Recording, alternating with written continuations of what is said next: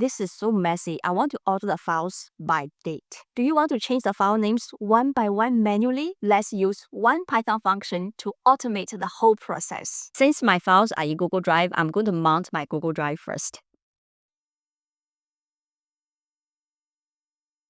Let's write the function. And we need to import the OS library. Define, rename to ISO format. We are going to rename all the files under this folder. For every file name in the folder, let's split the file name using a hyphen. Get the day, month, year information. Put it in ISO format. Let's construct the old path and the new path.